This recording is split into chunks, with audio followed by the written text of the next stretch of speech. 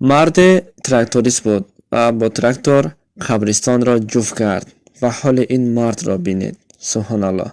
السلام علیکم و رحمت الله و برکاته. تماشاگران عزیز، این قصه را مؤلف چنین نقل کرده است. مرد چنین نقل میکند: تقایم فرمر است. تقایم تراکتوریست داشت با نام حسن‌الدین.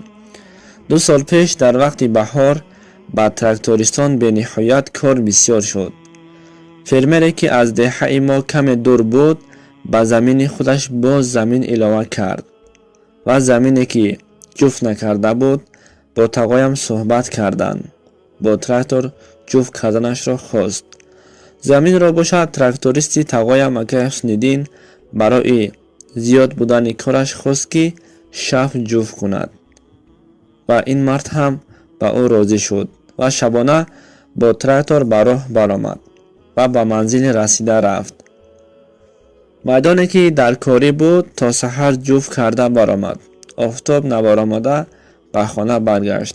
وقتی خواب بود استراحت میکرد به تلفنش زنگ شد و کمی پس لباسهایش را سراسیمه‌وار پوشید و باز به همان جا رفت و به همان منزلی که دیشب جفت کرده بود رسیده رفته بیند زمین جفت کرده نشده است و فقط تا سحر یک توچکه را چرخ زده است و خلاص. حسن‌الدین میگوید من همه گرد و اطراف زمین را جفت کردم و قسم میخورد که پیان نبودم، هوش در سرم بود. بعد فهمند آنجا قبرستان کهنه بوده است.